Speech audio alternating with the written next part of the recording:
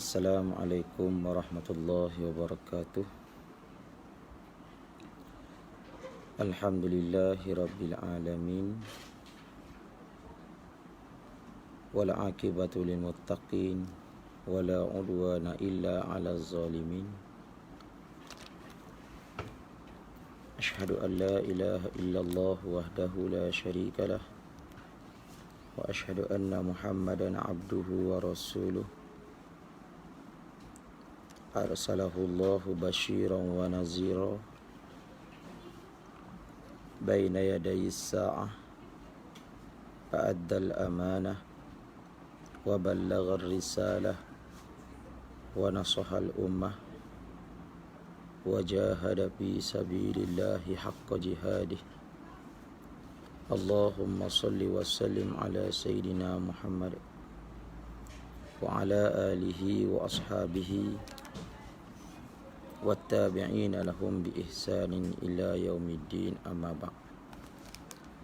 Subhanaka la ilma lana illa ma 'allamtana innaka antal alimul hakim wala haula wala quwwata illa billahil aliyyil azim. InsyaAllah kita akan sambung balik perkara yang telah kita bincang sebelum daripada ini, khususnya dalam peribadatan yang kita akan laksanakan pada 10 hari bulan Zulhijjah, iaitu peribadatan pengorbanan seseorang hamba Allah Subhanahu wa taala terhadap hartanya, jiwa raganya. Jadi kalau kita perhatikan balik pada siri yang pertama dalam peribadatan korban, kita telah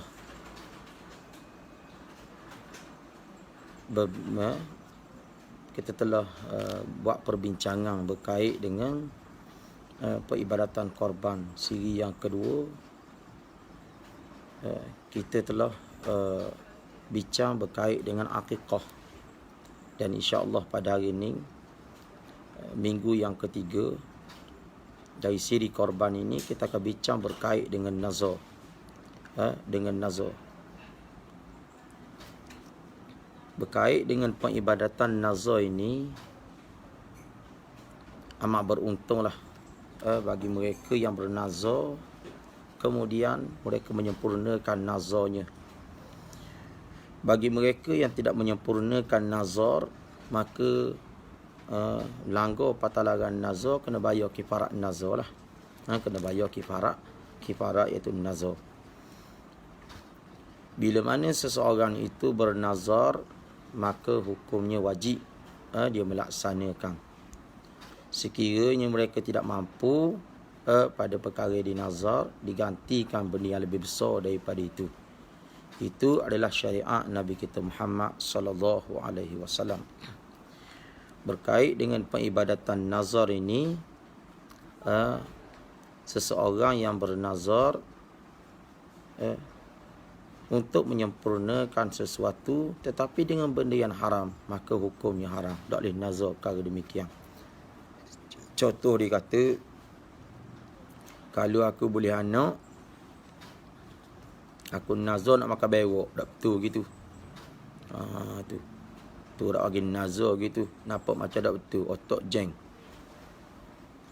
Kalaulah aku dia kata kalaulah aku boleh giam-giam, boleh kerja dan sebagainya, aku boleh harta giam-giam zaman anak harta belakang ni dia pun nazar. Tak, aku nak makan dia panggil kacir pendek. Kalau kita kacir pendek kat babi lah. Babi bunyi macam kasar sikit. Tak, dia nak makan babi, maka hukumnya haram. Nazar perkara demikian. Ataupun dia nak bunuh diri, dia menazar nak bunuh diri, ataupun melakukan perkara-perkara yang boleh merosakkan tubuh badan.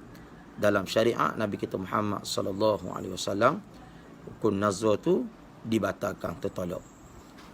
Tu macam nak makan kulit buaya. Dak orang panggil cari mapuh makan buaya ni. Benar tak nak nazar, dak digi bahan buaya. Daknya boleh sakit. Dah. Maka dalam peribadatan korban ada korban nazar.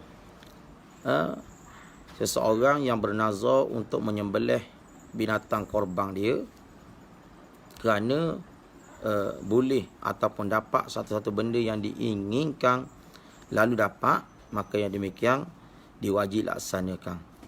Kalau ditentukan usuk paka not share, boleh tak ada masalah, insya-Allah. Tu dapat sama-sama kita dengar perkara berkaitan dengan ibadat nazar ni. Dalam seekor binatang tu, kalaulah kita bernazar, maka pada minggu lepas telah pun kita cerita berkait dengan hukum nazar ni sikit-sikit. Hari ni kita fokus bab nazar terus. Seseorang yang melakukan ibadat nazar wajib laksanakan. Kalau nazar di saat itu supaya nak beri makan kepada orang, ataupun dia korban nazar saat ini dengan bersyarat. Dia ada syarat korban nazar ni. Mana syarat dia? Yang pertama sekali, niat bernazar. Nazar ni kalau katanya maknanya dia wajib.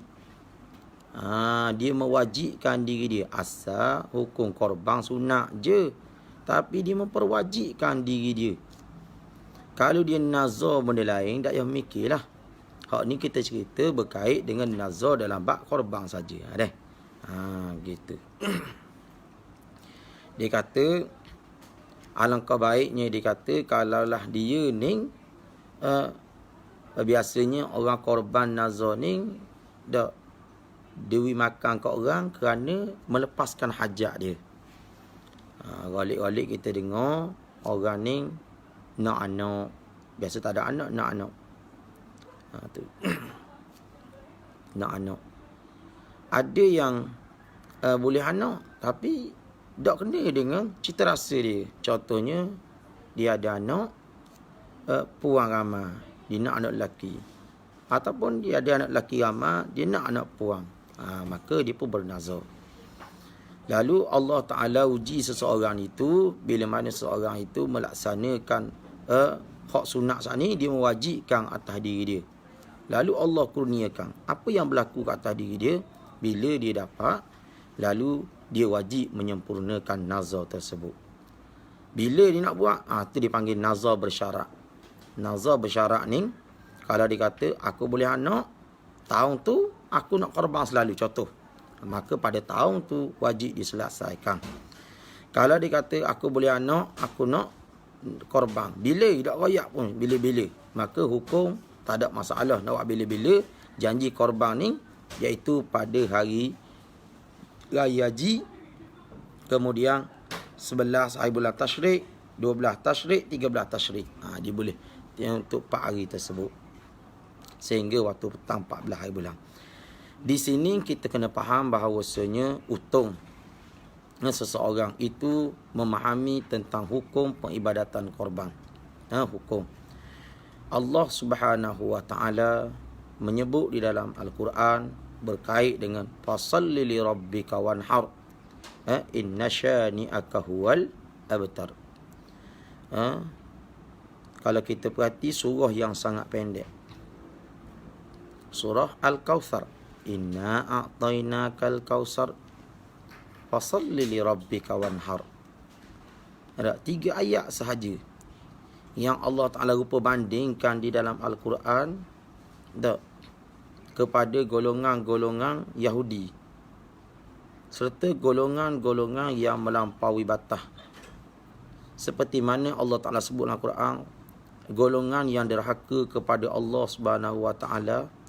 Kalaulah mu ni rasa nak derhaka sangat ke Tuhan, ataupun mengada-adakan Tuhan yang lain daripada Allah Ta'ala, Allah Ta'ala sebut fa'tu bi suratin min mislih, bawa datanglah surah yang seumpama itu. Surah yang seumpama saat ni tu 3 ayat, surah yang paling pendek dalam Quran. Boleh buat, bawa mari mencari Tuhan yang lain daripada aku. Fa'tu bisuratim min mislih. Allah Ta'ala sebut, wada'u syuhada'akum min dunillah in kuntum sadiqin. Ini cabaran daripada Allah. Kalau mau benar, membawa datang. Tapi Allah Ta'ala kata golongan ni tak mampu. Fa illam taf'alu walan taf'alu. 2 kali Allah Ta'ala buat mari ayat ni. Fa illam taf'alu walan taf'alu. Dua-dua ni Allah Ta'ala sebut mu tak mampu. Sekali-kali kamu tidak mampu. Oleh yang demikian, fattakun nar. Takutlah kamu akan api neraka. Yang mana api neraka saat ni? Allati waquduhan nas wal hijarah. Bahan bakar dia tak ada benda lain. Api neraka ni. An-nas, yang pertama manusia. Manusia yang ingkar derhaka pada Allah. Manusia yang menyembah lain daripada Allah Ta'ala. Orang-orang kafir, orang-orang zalim. Tak. Allati waquduhan nas wal hijarah. Yang kedua, batu-batu yang menjadi penyembahan kepada manusia akan diletakkan dalam api neraka.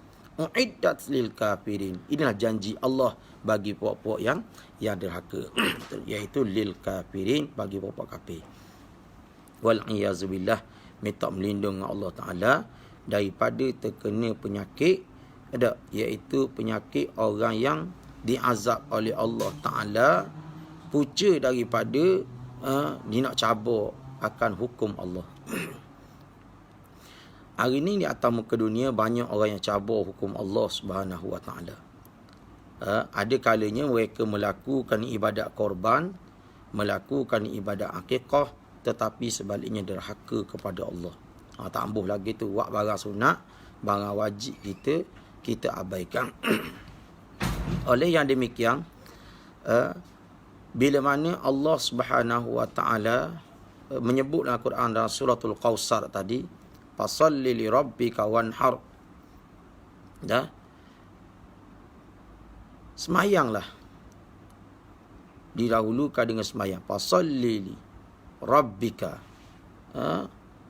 Kamu beribadatlah kepada Tuhan engkau. Yang pertama disebut semayang. Kemudian berkorbanlah. Sembelihlah. Tu. Daripada peribadatan sembelih ni ada kelebihan besar, iaitu disebut sebagai pengorbanan.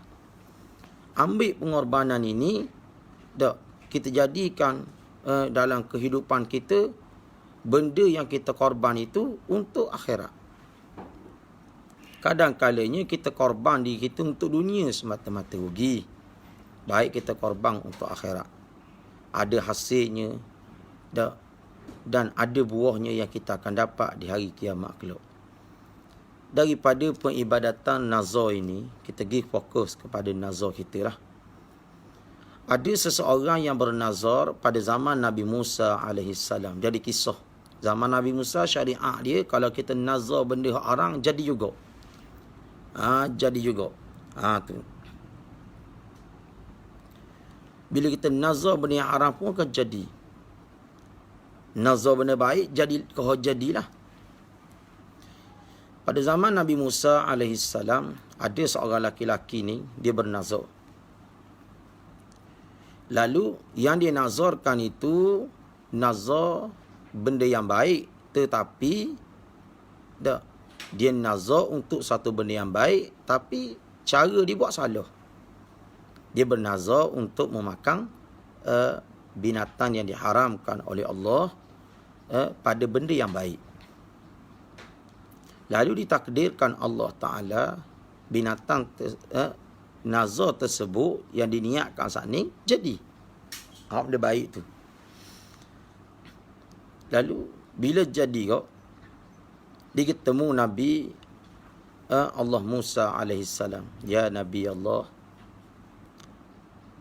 aku telah bernazar giam-giam. Lalu apa kata Nabi Musa? Maka laksanakan nazarmun. Laksanalah. Buatlah apa nazar ni. Dah mau dapat dah. Lalu lelaki saat ni beritahu kepada Nabi Allah Musa AS, ni yang jadi masalah. Dia kata nazar dia saat ni nazar benda yang haram. Adakah kena laksanakan juga? Tu. Kata Nabi Musa AS, apa yang kamu nazar? Nazar nak makan nak makan binatang yang diharamkan. Ada riwayat menyatakan khinzir, babi itulah. Lalu laki-laki saat ni bila mana beritahu pada Nabi Allah Musa alaihissalam, kata Nabi Musa, laksanakan, buat. Laki-laki ni bertanya, ya Nabi Allah, ada tak lagi tak benda hak boleh ganti nazar makan babi saat ni? Tak siapa hati nak makan babi. Kata Nabi Musa, dah yang mungkin nazar, kamu kena laksanakan juga. Ni syariat Nabi Musa. Berbeza dengan syariat Nabi kita Muhammad sallallahu alaihi wasallam. Syariat Nabi kita Muhammad sallallahu alaihi wasallam, kalau kita nazar benda haram, terbatas secara mutlak. Terbatas. Tak ada kata boleh ejah, tak ada ejah. Macam sebut tadi, nak makan kulit buaya. Tak, nak makan buaya. Nak makan buaya makan kita dulu, bahan tanah. Makna boleh sakit. Jangan buat gitu. Tak. Bahan tanah ni matilah. Pasal kita kasut sikit cakap. Mati. Kemudian Nabi Allah Musa alaihissalam beritahu kepada laki-laki saat ni, tak, kamu mesti laksanakan. Kata laki-laki saat ni, ya Nabi Allah, ada tak lagi benda yang besar tapi lain daripada makan binatang khinzir saat ni. Kata Nabi Allah Musa alaihissalam, ada, yang menyebabkan laki-laki saat ni tu terkejut. Ada lagi ke lebih besar daripada babi saat ni? Kata Nabi Musa, ada. Apa dia ya Nabi Allah? Iaitu air curang daripada rumah, ataupun dipanggil saluran rumah orang yang dok semayang, lebih jahat daripada binatang khinzir saat ni. Subhanallah. Makna orang dok semayang lebih teruk lagi. Sebab itu hamba nak kaitkan cerita berkaitan dengan nazar ni dengan kehidupan seharian kita. Ayat fasalli li rabbika wanhar saat ni. Lalu Nabi Allah Musa kata, air curang tu daripada saluran rumah ni, dok semayang, lebih jahat daripada makan daging khinzir lagi. Yang menyebabkan laki-laki saat ni tu terkejut bahawa hinanya orang yang dok semayang ini dah lebih daripada khinzir saat ni. Dalam riwayat yang lain menyebut, dak, selimut yang kita pakai hal keadaan kita dak semayang, selimut tu adalah daripada kulit-kulit binatang, iaitu babi. Kulit babi. Kalau kulit lembu munasabah, kulit babi disebabkan dengan binatang yang hina. Dak, ya Allah Taala haramkan dia. Innama harrama alaikumul maitata waddama wa lahmal khinzir wa ma uhilla bihi li ghairillah. Hak lain Tuhan halal belaka-laka, khinzir ni Tuhan dak halal.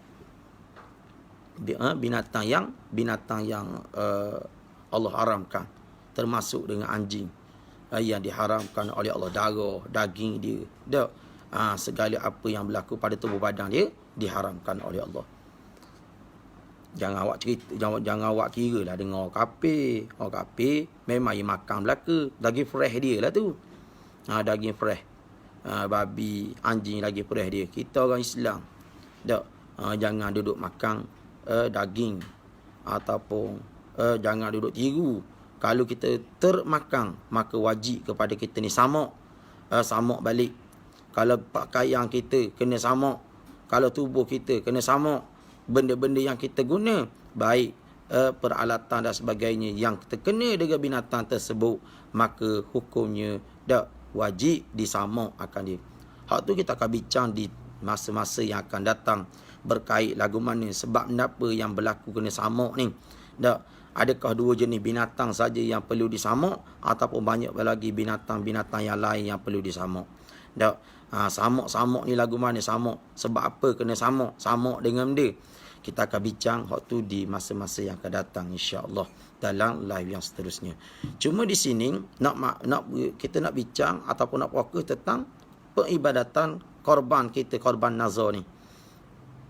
Lalu Nabi Allah Musa alaihissalam sama balik berkait dengan air saluran rumah orang dak semayang ni lebih jahat daripada daging ataupun memakan binatang yang diharamkan saat ni, babi ataupun anjing tu. Lebih jahat lagi. Hak yang berlaku kisah tu babi. Lalu Apatah lagi kalau kita nisbahkan di sini. Dok. Air tangan orang yang dok semayang. Bukan air curang rumah. Air tangan. Dalam dok semayang, we makan ke anak-anak. Dalam dok semayang, we makan ke tok lelaki, suami. Dok mak ayah, we makan. Dok semayang, apa yang berlaku? Lebih jahat daripada tu, yang menyebabkan gelak hati. Ibadat kita tidak diterima. Kalau kita cari makan, dok, kita balik makan ke anak isteri, hal keadaan kita dok semayang hak lepas-lepas kita dok qada dan sebagainya, maka yang demikian jahat lagilah perbuatan kita daripada kita memakan perkara demikian. Kalau gitu boleh makan babi ya, bukan? Nak cerita saat ni dosa lebih berat. Sebab tu ayat Quran turun, fasalli li rabbika wanhar. Beribadat semayang dulu. Dok, ni kadang-kalanya korban dulu, semayang dak tahu apa ke mana. Nak korban tengok akikah. Nah, tu. Jadi, lagu mana pula seseorang itu bernazar. Bila dia bernazar, laksanakan. Tengok syarat dia. Syarat dipanggil syarat nazar. Ada kalanya dia bernazar dengan tidak bersyarat. Nazar dengan tidak bersyarat. Dia kata, sekiranya, ni kita cerita bukan dalam bab korban lah, dalam bab lain. Nazar juga dalam bab lain. Sekiranya dia kata, saya bagi duit, saya sekiranya berlaku giam-giam ataupun saya kaya esok-esok, dia kata.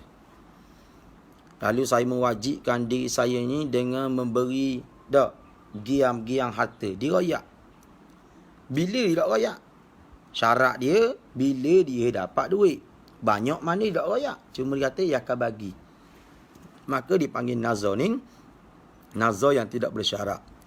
Nazar yang bersyarat bila mana dia niat nak bagi. Berapa jumlah dia? Bila kau nak bagi? Maka yang kepada siapa dia kau yang dia nak beri? Maka yang demikian itu wajib laksanakan seperti mana bernazar syarat mereka itu tadi. Itu yang disebutkan dalam beberapa kitab fiqh bagi mereka yang bernazar dengan bersyarat saat ni. Jadi kenapa kesimpulan daripada peribadatan nazar saat ni? Memang dapat laksanakan. Lalu daging nazar lagu mana pula? Kesimpulan daripada nazar tu, dia ada gi kepada binatang yang disembelih. Kalau nazar jenis barang, nak sembelih binatang ni. Baik nazar seekor kambing. Syariat Nabi kita Muhammad SAW, kalau dia nazar kambing, tiba-tiba dia nak buat ayam tak boleh. Nazar kambing, kalau tak buat kambing, dia kena besar, pergi ke lembu. Pergi ke lembu ke, tak kira tak katah, tak besar. Tu. Hak tu tidak dimasukkan. Syariat Nabi kita Muhammad SAW tetap jalan. Kalaulah dia seekor kambing, dia nak ganti kepada kambing satu bahagian. Dia nak ambil dua bahagian. Tak ada masalah kata. Jangan seekor kambing, hak nak bagi seekor kambing, dia kerak pula bagi 3. Tak kerak bagi 4. Maknanya 4 atas. Tu. Kaki kanan 2, kaki kanan sekiri kaki belakang 2 ni dia bagi 4 gitu tak boleh. Dia kena serah segala-galanya kalau dia niat semua daripada dia panggil peribadatan nazar ni. Dia nazar, dia kata aku nak sembelih seekor kambing dimakan kat orang. Habis dia kena beri. Kalau dia niat aku dia kata aku nak korban ataupun dia kata aku nak beli seekor kambing, aku nak sedekah pada orang. Dia mewajibkan diri dia dengan nazar saat ni. Dia kena ambil hidup-hidup, kena sedekah pada orang. Belilah dengan harga berapa-berapa pun. Dia tak royak. Kalau dia royak, dia kata, kau beli kambing anak kat orang. Kena. Kalau besar sikit, tak kata dah. Kalau dia niat untuk, dia kata, nak beli kambing nazar, tapi ibu. Tiba-tiba dia beli jatah, dia edi. Sebab apa lagu tu? Sebab tidak mengenai dengan syarat dia. Ataupun dia beli anak, dia edi. Tu. Maka yang demikian, nazar kena beringat baik-baik. Bila seseorang itu masuk peribadatan korban dengan nazar, jadi wajib. Maka jagalah segala daging-daging dan darahnya. Wajib dikambuh. Wajib kambuh. Jangan lok terdedeh gitu. lalak mari urung, binatang mari jilat. Jangan. Maknanya kita menghormati peribadatan kita yang wajib ni. Tak. Hak sunat pun disunatkan kita ni kambuh. Sunat kambuh. Apatah lagi hak barang wajib, mesti kita kena kambuh. Tu. Kemudian daripada daging-daging dan tulang yang acur, kutik. Kalau tak ada orang nak dah, kambuh. Tak. Kalau ada orang nak, kena pergi bagi. Tu peribadatan nazar. Berat. Sebab itu, tak. Kalau nak nazar, boleh saja. Tak ada masalah. Apa makna nazar? Hak asal sunat, dia mewajibkan ke atas diri dia. Bila wajib, maka jadi wajiblah sekalian perkara tersebut. Bila mana kita ambil daripada tiga-tiga siri yang kita bincang, daripada siri yang pertama, peribadatan korban, akikah, maka di sana ada satu lagi korban yang kita bincang hari ini. Dan bila kita sipur ketiga-tiga ni, dia duduk dalam bab zabaih, dipanggil dalam bab sembelih. Dalam bab sembelih. Dalam peribadatan sembelih ni pun, dia termasuk peribadatan yang berlaku pada hari 10 hari bulan Zulhijjah. Pada 10 hari bulan Zulhijjah. Jadi pada 10 hari bulan Zulhijjah ni adalah hari raya haji. Adalah hari raya haji. Sunat bagi seseorang yang melakukan peribadatan korban, akikah ataupun bernazar, nazar yang wajib saat itu, sunat baginya berpuasa. Berpuasa. Ataupun dia ni disunatkan menjaga bila puasa ni sebelum hari bulan 10 hari bulan Zulhijjah. Sunat. Orang yang tak melakukan ibadat korban pun sunat. Dia puasa bermula 1 Zulhijjah sehingga 9 hari bulan Zulhijjah. 10 tu tak boleh puasa dah. Dalam masa 9 hari saat ni, bagi orang masuk ibadat korban, sunat baginya menyimpang. Tak. Dia kata simpang apa dia? Jangan cukur, jangan kerak. Maknanya kalau rambut, jangan cukur, jangan kerak. Sunat, bukan wajib. Tak. Ni kadang-kalinya tak kerana sebab kenapa pun dia taruh rambut panjang gitu lalu. Tak. Adakah salah taruh rambut panjang? Tak salah, tapi makruh. Sebab apa makruh? Ada sebab. Yang pertama, tak. Seorang ni sunat baginya lawang pada sunat makruh. Lawang pada sunat makruh. Lawang sunat. Sunat bagi laki-laki tak mengemaskan dirinya dengan keadaan yang elok. Sunat, hukumnya sunnah Nabi SAW. Rasulullah dalam peperangan,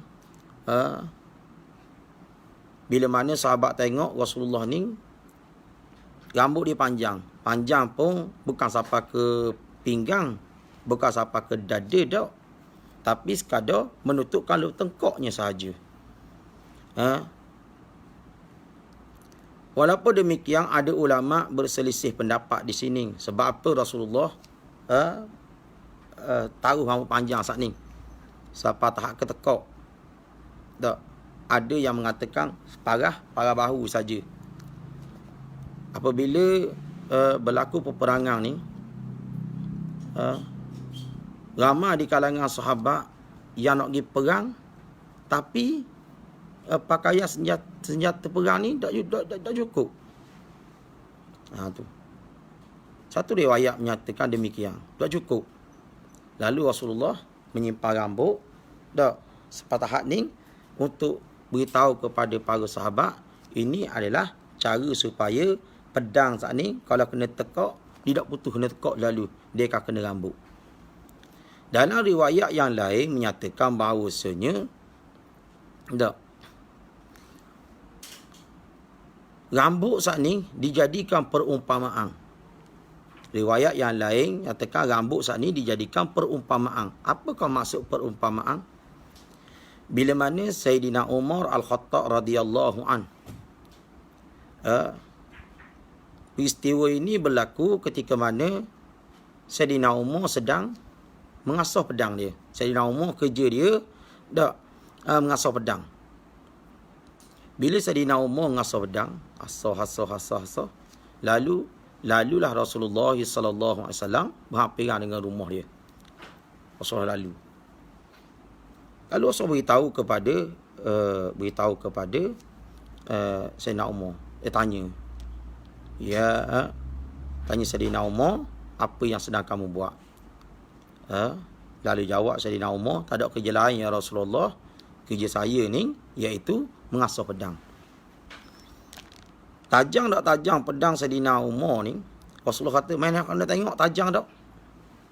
Bila mana pedang Sayyidina Umar ni Rasul ambil, tercatat ataupun terasa dalam hati Sayyidina Umar bahawasanya molek tak ada dah pedang orang lain kali yang paling tajam. Agak-agak Rasulullah guna pedang aku ni lah dalam peperangan yang seterusnya. Itu yang disebut dalam satu kisah ni berkait dengan rambut saat ni. Lalu apa yang Rasulullah beritahu kepada Sayyidina Umar? Umar, dia kata, setajam-tajam pedangmu ni, tak ingat ke nak guna pedang tu untuk perang? Tapi kata Rasulullah beritahu pada Sayyidina Umar, setajam-tajam pedangmu ni, tajam lagi rambut. Iaitu setajam-tajam pedangmu ni, tajam lagi rambut. Iaitu maksud tajam rambut saat itu titiang siratal mustaqim. Di hari kiamat kelak, titiang siratal mustaqim dak lebih halus daripada rambut yang di belah tujuh, lebih tajam daripada mata pedang. Itu tunjukkan yang menyebabkan Rasulullah beritahu kepada Sayyidina Umar, dan Sayyidina Umar jatuh terduduk. Itu kisah berkait dengan rambut saat ni. Rasulullah sallallahu alaihi wasallam. Jadi kita pergi balik kepada peribadatan ibadat yang kita nak buat, iaitu baik haji dengan korban, ataupun kita nak buat akikah, ataupun kita nak bernazar. Bila mana anggota kita sunat kita sipang. Kalau kuku lagu mana? Walaupun sunat kerak kuku. Tapi ketika makna tu nak melakukan ibadat korban ni supaya dijadikan saksi rambut, bulu, misai. Tak. Cukup lepas pada tu. Lepas pada kita menyempurnakan ibadat korban kita. Tu. Supaya menjadi saksi di hari kiamat kelak apa yang kita korbankan. Bagaimana pula dikata sekiranya korban kita saat ni tu kita kerak dah kuku, ataupun kuku saat ni tu hitam, kotor. Adakah kita boleh cokeh? Adakah kita boleh cokeh kuku saat ni? Maka hak tahi-tahi hak yang ada dalam kuku tu cokeh lah, buang, tak ada masalah. Tak dosa pun kalau kita kerak. Tapi kalau lah kosong, tak ada masalah, boleh guna lagi kuku ni, kita gunalah, tak ada masalah. Ni siapa hak sebulan dah kerak dah, sama pula masuk ibadat korban, siapa berdepa-depa hitam letung, macam nak masuk dalam book of record tu, hak dia kuku panjang berjalur-jalur gitu, hak tu tak betul tu. Menjadi sunnah Nabi sallallahu alaihi wasallam, kita cerita orang lelaki dulu. Yang pertama, mestilah dia ni mengerak segala bulu-bulu dia. Kalau misal sunat diandang, dia comel, sipang janggut. Tu. Kemudian begitu juga benda yang nampak zahir, rambut hak bagi orang lelaki kena comel, kena kerak comel, dia panggil kena andang.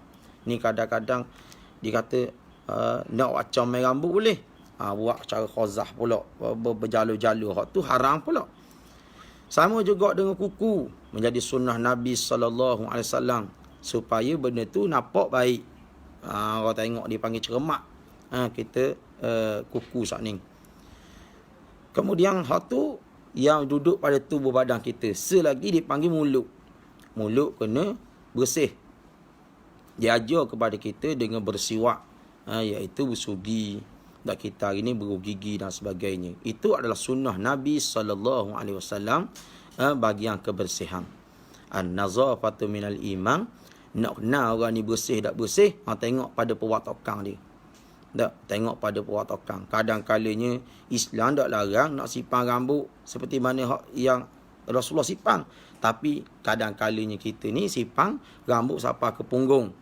Tak berjela-jela rambut. Nak nampak macam ke semak. Tapi sebenarnya perwatakan kita sebagai seorang laki-laki saat ni tu kohok dok comel. Maka yang demikian hilanglah sunnah keberkatan tu. Sama juga dengan misal janggut, kadang-kadang disipang misal siapa naik cokeng. Tak berambat bulu hidung dengan misal. Tak tahu. Bila time makan kok, dah kena ingat ke misal duduk di nasi duduk misal. Kena nasi cocok di bulu hidung. Nak royak tebalnya bulu hidung. Tak. Bagi laki-laki ingat misal kena andang. Tak. Tu. Maka ada jebai ni pun kena andang. Jangan orang panggil macam tu bulu, penuh bulu muka. Jangan gitu. Tak. Tu. Kuku kena cermak, gigi kena gosok, mulut kena hilang bau. Maka yang demikian itu adalah sunnah Nabi SAW. Jadi ada juga orang yang tak berapa nak ikut perkara sunnah Nabi. Hak tak mau ikut tu biar dia lah. Hak nak ikut, kita kena ajak, kita kena beritahu ke orang tentang perkara demikian. Kita pergi balik kepada peribadatan yang tiga saat ni tu, dia pergi kepada sembelih. Dalam peribadatan sembelih ni, dia ada jom sembelih. Dia panggil tukang sembelih ada, tukang lapar ada. Tak, pada seekor binatang tu. Bahagian tukang sembelih, dilarang benar-benar kita beri upah kepada dia daripada binatang tersebut. Dilarang. Dua pandangan ulama. Yang pertama, hak yang kuat adalah haram. Kerana apa haram? Tak. Kerana pada seekor binatang tersebut ada 7 bahagian. Tak. Ada 7 bahagian. Kemudian daripada 7 bahagian saat ni, mesti ada hak ampunya masing-masing. Tiba-tiba, tukang sembelih tu dia ambil hak 7 orang. Hukumnya haram. Tu hak kuat. Diberi upah dengan hak 7 orang saat ni. Kalaulah daripada 7 orang saat ni tu tidak niat upah, tetapi sudah daripada saya belaka ditinggal kepala lembu. Dia kata guana kalau kita beri kepada bukan upah, dia beri. Dipanggil redha. Beri kepada jom sembelih saat ni. Guana kalau kita beri. 7 orang tu setuju. Hukum kata tidak dinamakan upah, beri pemberian dengan redha hati, hukumnya sah, ada berlaku haram. Yang kedua hukumnya makruh. Saat ni haram, yang kedua makruh. Sunat tak ada, wajib tak ada. Hak makruh ni iaitu menyebabkan daripada orang yang masuk peribadatan korban, tak, dia nak selamat daripada duit dia, mengeluarkan upah yang lain, lalu dia pakat, dia buat keluar upah daripada binatang saat ni. Dia pakat juga. Dia kata gini, dia pakat 7 orang sebagainya. Dia kata gini lah, gimana kalau kita upah daging ni ataupun upah kepala ni pada kita sembelih. Tu. Yang kedua hukumnya, walaupun dia sudah redha dah, maka hukumnya makruh. Tak comel buat kerjaan gitu. Nak beri saja, nak upah guna piti lain. Pendapat yang pertama hukumnya haram. Kalaulah dia beri upah, tak, daripada 7 orang saat ni tu tak redha, dia beri kepala lembu. Ataupun tukang boleh nak ambil kepala lembu. Haram buat kerjaan gitu. Tu dua pendapat yang ulama sebut. Yang pertama berkait dengan hukum haram. Yang kedua hukumnya makruh. Hukum sunat tak ada. Hukum wajib pun tak ada. Jadi berjaga-jaga. Bila berlaku lagu tu, kalau kita ngaji ataupun beberapa ulama duduk sebutlah kitab dia, kalau ada dua perkara ni, perkara yang tasbih. Tasbih ni panggil menyerupai. Haram dengan makruh ni, silap buat makruh jadi haram. Tak. Silap buat makruh jadi haram. Dan buat haram dah jadi dah makruh. Dan buat makruh dia mudah terjebak kepada yang haram. Maka yang demikian, tak, hak haram dengan hak makruh ni dekat-dekat mudah terkena. Maka perkara ni panggil tashbih, kesamaran.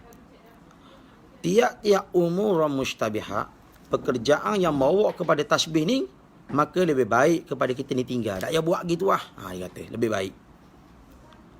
Tak, hak haram dengan hak makruh dekat-dekat. Tak payah buat tau. Kita buat cara lain. Kita nak upah kepala pun tak payahlah. Lepas tu, kita ambil duit lain, kita beri kepada tukang menyembelih saat ni. Itu yang terlebih afdal kepada kita dalam menyempurnakan orang yang menyembelih. Daripada sembelihan korban ini, korban akikah, korban korban sunat untuk akikah ataupun haji ataupun nazar ni, tukang sembelih saat ni tu mestilah diredai. Kena ingat baik-baik, bukan reti sembelih saja. Mesti 7 orang yang masuk korban saat ni redha. Lebih-lebih lagi pada musim ni, musim PKP ni, PKPP. Tak. Tu pemulihan. Yang mana orang yang nak melakukan korban, dia kena ada penjarakan dia. Tak, korban yang besar-besar kena ada penjarakan, ada petugas dan sebagainya. Tak, tukang sembelih ni pula mesti berdaftar, dia ada surat dan sebagainya. Tak, maka yang demikian tu hak yang ditetapkan undang-undang pada hari ni. Jangan. Lalu pengibadat, bila mana seseorang itu nak sembelih, tak, seorang tu nak sembelih, ketujuh orang tu bukan saja ada surat, ketujuh. Tukang sembelih saat ni tu bukan sahaja dia ada surat, tetapi 7 orang tu izin dia untuk sembelih. Barulah korban kita tu diterima dengan cara yang baik, dapat keredaan daripada Allah Subhanahu Wa Taala. Ada orang tak suka dia korban, tak suka. Orang minta tolong dia sembelih, tapi dia buat dengan cara tidak redha. Ni tukang sembelih pula. Dia buat dengan cara tidak redha. Orang panggil paksaan. Daging yang dia nak sembelih, tak, mestilah dia kena redha. Walaupun dia sendiri yang sembelih, dia kena redha. Walaupun dia tak suka ni, dia kena redha juga. Kalau lah dia buat dalam keadaan tidak redha, ibadat yang dia buat haba'an mansura, menjadi debu yang berterbangan, tak ada manfaat. Besar. Sebab itulah seronok bila ngaji dalam bab peribadatan korban ini, supaya kita buat pada tahun ini adalah korban yang terbaik. Korban yang terbaik. Dari segi korban pula, dari segi penyembelihan korban atau penyembelihan ibadat akikah saat ni tu, tak, mestilah diwakilkan untuk disembelih. Jangan tukar sembelih tiba-tiba pergi perak tekak-tekak gitu. Dah time-time perak tekak, jangan. Wakil dulu ke dia. Kemudian, tak, kita pergi pula yang seterusnya, kesimpulan daripada 4 perkara yang kita bincang: korban, akikah, nazar dan sembelih. Kesimpulannya, buatlah ibadat korban, berkorbanlah dengan cara yang terbaik. Kalau kita perhatikan video-video yang orang cerita berkait dengan korban saat itu, bertakbirlah membesar Allah Subhanahu Wa Taala. Tengoklah binatang korban kita, dengan kita redha, inilah korban aku ya Allah, inilah korban aku ya Allah. Saat mana pisah tak ditekak binatang ataupun binatang tu direbahkan, tengok, supaya menjadi saksi di hari kiamat kelak bahawasanya ibadat yang kita buat ini diterima oleh Allah Subhanahu Wa Taala. Tu. Kalau nak cerita berkait dengan ibadat yang kita bincang saat itu secara detail dalam kitab, dia panjang lagi. Ni kita rekah-rekahkan supaya masing-masing ambil poin-poin yang penting untuk peribadatan korban. Jadi sekiranya ada yang menonton ini, tak ada soalan, boleh tujukan selalu, insya-Allah kita akan jawab sekiranya kita mampu jawab.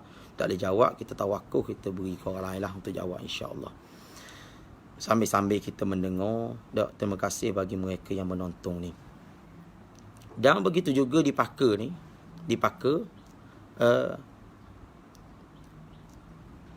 kita akan adakan dan kita akan buat korban saat ni tu pada hari raya yang kedua. Masing-masing duk cari, ada tak lagi kosong sekarang ni untuk nak masuk korban. Masuklah, ada rezeki masuk, beri makan kepada orang, beri makan. Allah Ta'ala gandakan dengan pahala yang berlipat kali ganda lagi. Tu. Ada kalanya nak beri makan kat orang takut.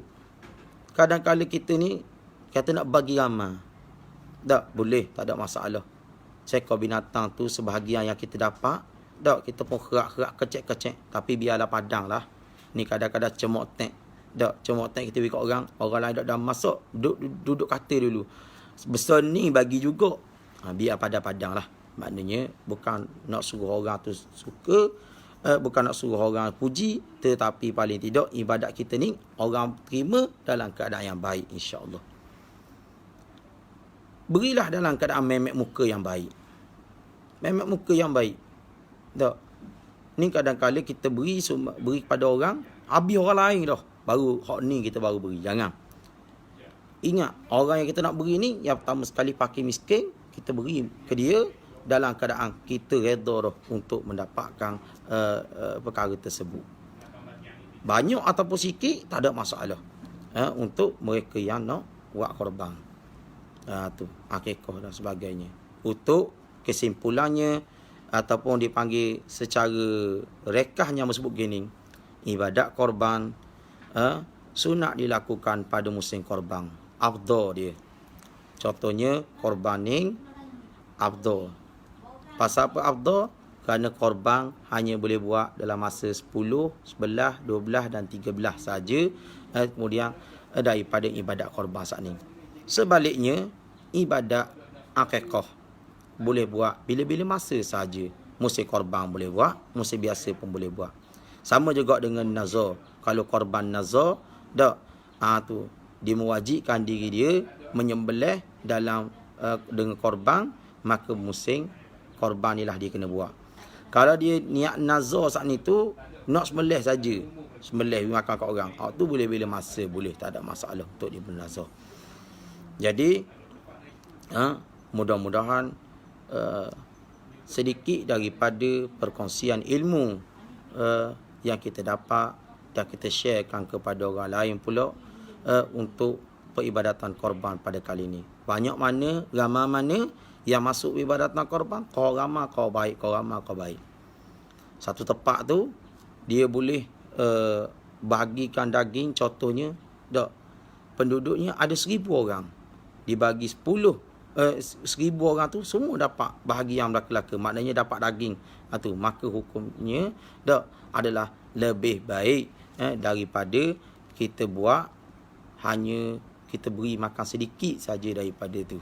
Maksud beri makan sedikit ni kita buat orang kata buat lepas batu tangga je, gitu. Batu Rasulullah sallallahu alaihi wasallam seperti mana ibadat korban yang dibuat, dia ambil celuk tangan, cepuk je dia ambil, hak lain tu dia sedekahkan kepada orang ramai.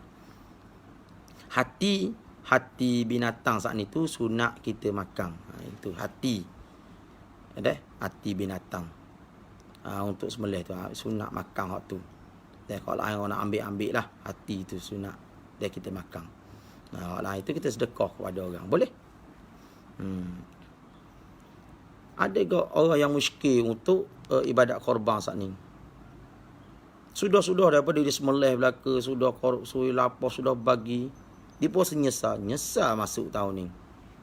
Kerana dengan hukum korban tu selesai, tetapi ibadat di ngukik saat ni tu haba'am mansura, buat lengah-lengah, letih-letih, tiba-tiba duduk ngukik.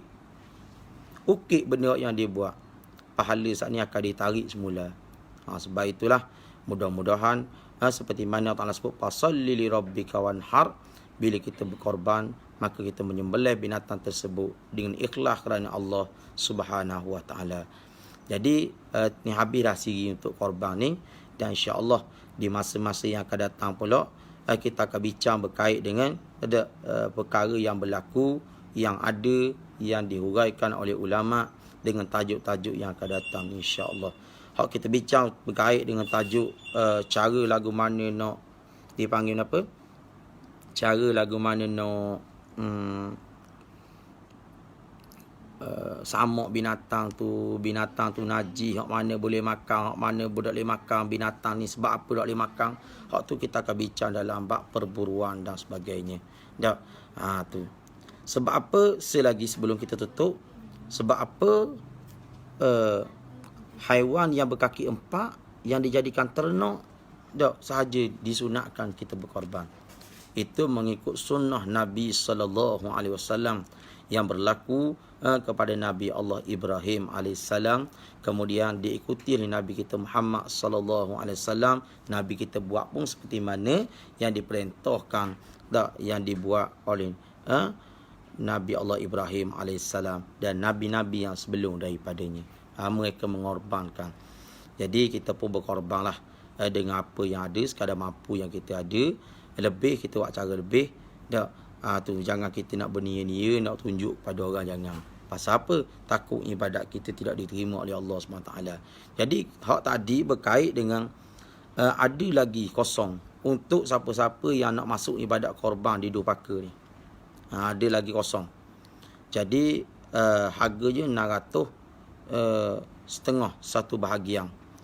Boleh berdaftar di Pejabat Ado ataupun nombor yang kita akan tulis di bawah kayak gini insya-Allah. Jadi nombor Pejabat Ado. Nombor Pejabat Ado kita akan tulis di bawah ni dan boleh tengok insya-Allah dalam tu lagi. Seterusnya kita masih lagi berbaki dalam